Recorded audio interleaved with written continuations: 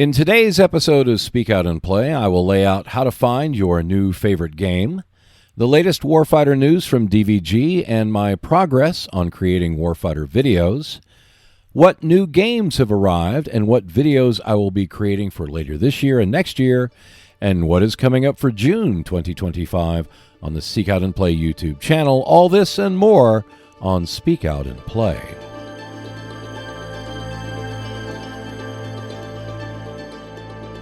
Hello and welcome to the May 2025 edition of Speak Out and Play. Thank you for joining me today.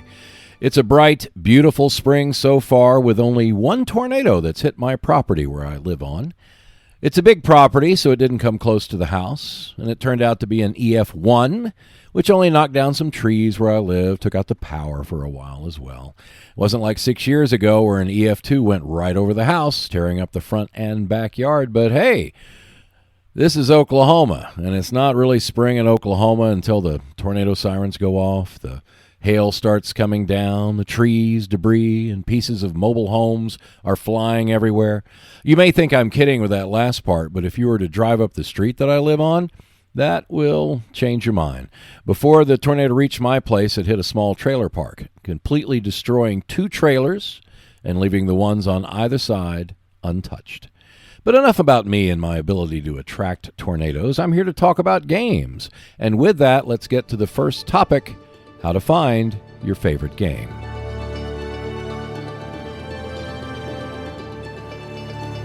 I wanted to choose a topic that more people are interested in as compared to my usual topics for the podcast. So here's one that you may or may not agree with, but this is the method that I use to narrow the search to find the game that I will enjoy. Now, it's not 100% because nothing is 100%. However, it does work well enough, at least for me, that I've managed to avoid purchasing some games that otherwise I might have done so. Of course, given that we can resell games on sites like eBay and such, purchasing the wrong game is not too detrimental. Although you will probably lose money if you sell it right away. You can always wait and hope it increases in value, but if it turns out that the game doesn't catch on, you may lose even more money by waiting.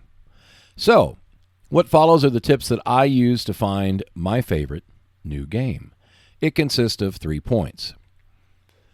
What are the elements you enjoy about your favorite games? Now, think about the games that you enjoy the most, the ones that you could pull off the shelf right now and play without hesitation, and identify the specific aspects of the games that make them your favorite. Now, the process is not describing your favorite game to another person because that often involves elements that are secondary to the enjoyment of the game. For example, I really enjoy games on World War II at the tactical level. My favorites tend to be light to moderately complex, use hexes, counters, and an odds chart for deciding combat. I prefer playing the Americans, and I like a game that has outstanding production value. Now, everything that I just said is secondary to what makes a game a favorite of mine. Now, I know that sounds a little off, but when I listed the topic and the scale and the complexity and the form and the side I like to play, and that the game must be pretty, of course, the game must be pretty. I've yet to reject a game outright because it was too pretty. But that's all secondary. What I've done is I've put all that description into what I might give a friend, because it's a lot easier to do that than describe my own feelings when I play my favorite game. The games that I consider to my favorites vary widely in terms of topic, scale, complexity, form, the sides available to play, and how pretty they are. To note the obvious, Warfighter, Upfront, Attack of the Mutants, and Raid on St. Nazaire are games that I consider some of my favorites. Each game varies considerably in terms of topic, form, and production value. One thing that's similar is that 3 of the 4 are essentially man-to-man, and 3 of the 4 have World War II as a theme. But Raid does use counters that represent small groups rather than individuals. Apart from that, they are really quite different in terms of form, mechanics, and production value. So what makes them my favorite games? Well, it starts with the narrative that each game creates, because I love stories. And when a game can create a story I can tell, especially to those that may have never heard of the game before, that means something special to me.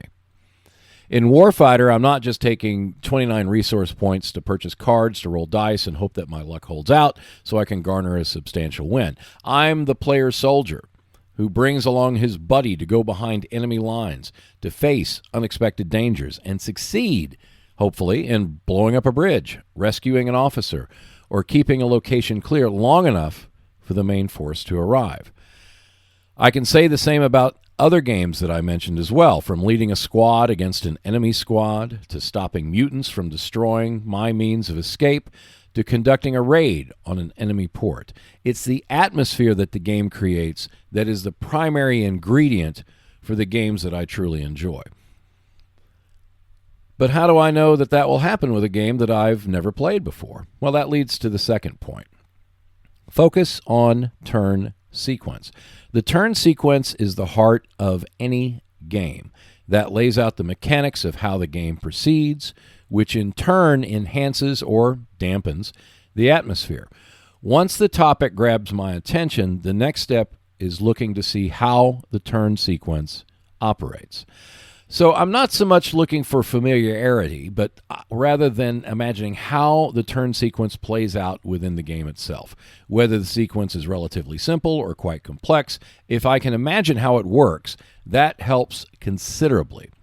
Now, it is true that my favorite games are not the most complex, but as the rule states, correlation is not causation, a phrase that I will use again to make another point. In this case, I've yet to find a really complex game that creates the narrative structure that I enjoy. That's not to say that one doesn't exist, but there is a difference between a game being immersive because of its narrative compared to being immersive because of its complexity. And I've not enjoyed the latter so much, at least so far. The turn sequence allows you to unlock your imagination to the point of understanding the flow of the game. A typical turn sequence in a war game may consist of supply, first combat, movement, second combat, and so forth. So how do you find out about the turn sequence? It's often not printed on the box itself or in the description on the web where it's being sold, although sometimes it is, and if you can find it, that's the first place to go. But often it means you must find places where the information exists, and that usually means watching reviews, which leads to my third point. Listen to the words, not the message of the reviews. Now, question. How many people does it take to like a game before you like the game? Same question could apply to songs, movie, artwork, and the like. Does it take 5 people, 10 people, 100 people, 1,000,000 people? The correct answer is it does not matter how many people like something because it has no effect on how you like something. How many times have you said to others that popular opinion has no bearing on your view, that you are an independent spirit who does not follow trends? And yet many of the same people who stand on that soapbox and proclaim their independent nature will immediately look for the BGG rating of a game to see if it's any good. Again, correlation is not causation. If it turns out that after playing the game you enjoy it and a lot of other people enjoy it, then it's only happenstance that others enjoyed it as well. With a reviewer, it's important to listen to the boring stuff, such as the turn sequence, mechanics of the game, without hearing their point of view. You must understand how it works before you can take the next step. Now, playthroughs may be helpful, maybe. For me, I tend to lose interest after the first game turn. I'd rather just hear the basics and move on. But hey, that's me. Maybe you need a little more information like that. And in such cases, maybe playthroughs can really, really help. Now, I've mentioned this part before in previous podcasts, so I'll try to keep it brief.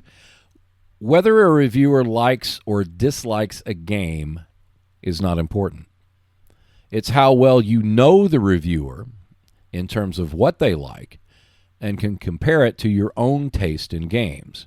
And you should tune into the words that they use in describing their point of view on the game, not necessarily the point of view itself. A good place to start is to find a review of a game that you do consider to be one of your favorites, and then listen to the words that the reviewer uses to describe it. The more of your favorite or most liked games that the reviewer has on their YouTube site or perhaps on their website where they print it, the better. The more favorites the reviewer has reviewed, the more you should watch those videos or read that copy first. Get to know the reviewer in that regard. What words do they use to describe your favorites? Then you have a basis to understand whether their review of a new game is something that you may really, really enjoy. Now, I've used this example before, so I'm going to try to keep it short. Back in 2009, Roger Ebert reviewed 2 R-rated comedies and gave them identical 3 out of 4-star ratings. After reading the review of the first movie, I ran out to see it right away. And when I read the review of the second one, I had no interest at all in seeing it.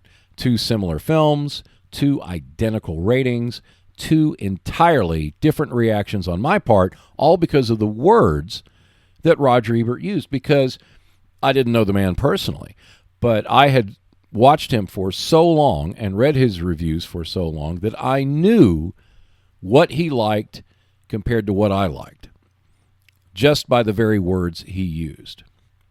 So, what becomes a favorite, at least for me, is something that creates a new, unique experience. And it should be unique, because if it's just like another game you enjoy, then why aren't you playing the other game instead? It's kind of the same with movies. The sequels of favorite films, even if you might consider them to be better, still do not recreate the feelings you experience with a favorite. Now, for an example, hands down, for me, The Empire Strikes Back is a better film than the original Star Wars A New Hope. But the feelings that I had in watching A New Hope did not happen again when I was watching Empire. Now, that doesn't mean that you shouldn't seek out sequels to your favorite games, as my collection of Warfighter core sets and expansions can attest. But at best, I view them as part of my favorite game. They do not create that new, unique experience that what makes a game a new favorite. In summary, know what you enjoy. What makes you excited to play a favorite game? Seek out the turn sequence to understand the basic flow of the game, and listen to the words used by reviewers you know, not their overall opinion. Reviewers who taste in games you can identify with and compare to your own. Now, I wish I could say that this was a completely foolproof system, but there is no such thing as a foolproof system. But it will help you make the best informed decision possible when finding your new favorite game. And with that said, let's see what's happening in Warfighter Corner.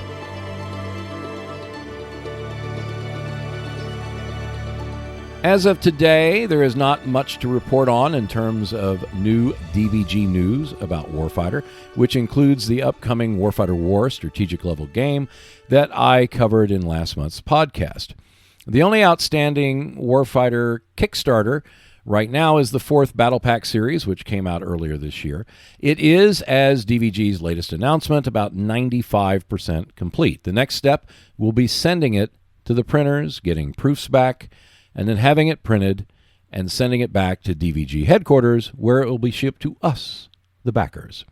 Now, the timeline on when it will be shipped is not known, but given that previous battle packs were delivered within a year, my guess is that the target date for this one will probably be towards fall, maybe even late fall, perhaps around Christmas. It might arrive sooner, but generally speaking, it takes about 6 months from the time the game is sent to the printers before it is shipped back and sent out to us.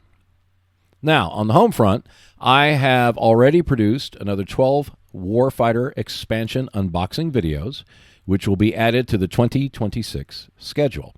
In addition, I have finished shooting 12 Warfighter videos that focus on rule sections, types of missions, and the Warfighter 29 series, and they will be fully edited and scheduled by the end of May, unless something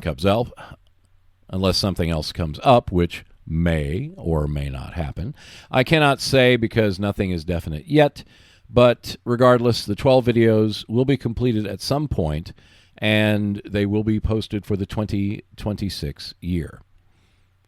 In creating the videos, I'm using a new format which actually speeds up how fast I can produce them. It's so simple, I'm shocked I didn't think of it before creating a series of similar videos in the past, but hey, That's how smart I am. But as I tell people, I'm a smart guy. I'm just not a very bright one.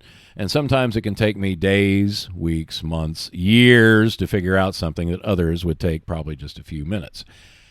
But overall, the 24 videos will have the same 3 to 4 minute length and structure that you see every second Wednesday on the channel right now. The only big difference is that they will be in 4K instead of just HD, and the colors might look a little different or not. Not that it matters a whole lot. And that will complete the second week of each month for 2026, which leads to what is in the works for the Seek Out and Play YouTube channel for games other than Warfighter. As my focus shifts from producing Warfighter videos to other games that I own, the goal will be, as I stated last month, to complete the third week of each month for 2026 by creating videos for such games as Dune, War for Arrakis, Kingmaker, the Undaunted series, and so forth. Plus, I will create videos for out-of-print games and games like Upfront, which will be regulated to the 5th Wednesday of each month. Now, there are only 4 months out of a typical year that have a 5th Wednesday. It will mean that videos on the aforementioned Upfront and Gunslinger will only happen once or twice in a calendar year. And I will include 1 or 2 other out-of-print games that I have not covered before and put them out on the 5th Wednesday of the month. Now, as I said before, I believe I mentioned this before, I have acquired both the Bismarck and Waterloo solitaire games, and I look forward to creating videos on them as well. Otherwise, I'm starting an outside project. In fact, it's well outside of what the Seek Out and Play channel does, which is why I've been producing so many videos for next year over the past month or so. I want to get it what I can out of the way so that I have the summer to focus on other work. I hope, operative word, hope, that I can get all this completed in the next 6 weeks or so. Although I may wind up shooting the video and then editing and posting it over the next several months. It's not like I'm in a rush. After all, we're not anywhere close to 2026, at least not yet. I'm doing this because it allows me, in the late summer, early fall, to focus on creating longer videos for the first week of each month. My hope is that I can put more into such videos and make a better overall experience for you, the viewer. But that's not the only things I'm telling you. In fact, I am telling you right now what is coming out for June 2025 on the Seek Out and Play YouTube channel.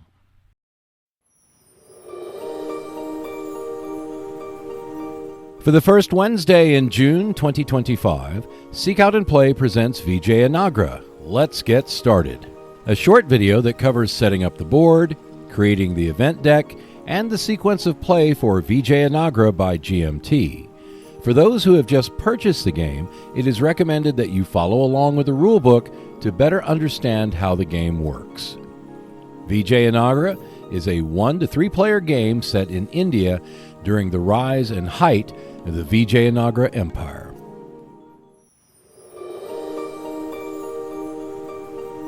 For the second Wednesday in June 2025, Seek Out and Play presents 2 videos on the Warfighter series. The first is a continuation of the Warfighter 29 series, Maquis. In the video, you will be presented with teams created with 29 resource points as a starting guide for making your own teams. You can play the teams individually or combine them for larger missions if you desire. The Warfighter 29 series is designed for both new and veteran players of the Warfighter series, providing a starting point to create your own teams for small missions and combine them for larger ones. The second video is an unboxing and presentation of Warfighter World War II expansion number 56, Tarawa. In the video, you will see the Japanese soldiers, weapons, equipment, standard and nation skill, missions, objectives, locations, and the elite U.S. hostiles trying to take the island. The video is part of the Warfighter Unboxing series, which is presented every second Wednesday of the month.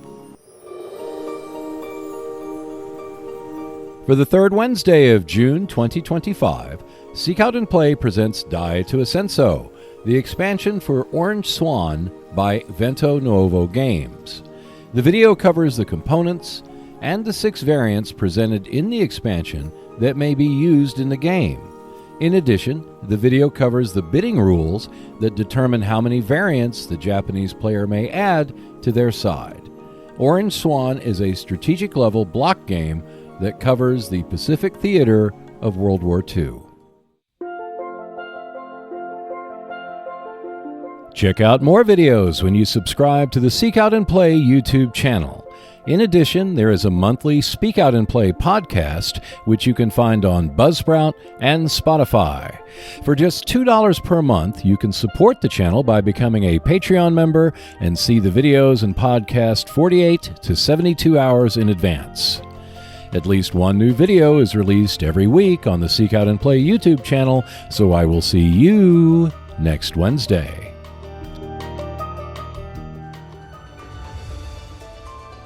Thank you for listening.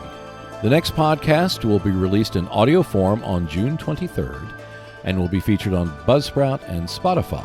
A video version of the podcast will appear on June 25th on the Seek Out and Play YouTube channel. A new video is released every week on Seek Out and Play, so I will see you next Wednesday. And if you see Sally, bring her all the way home.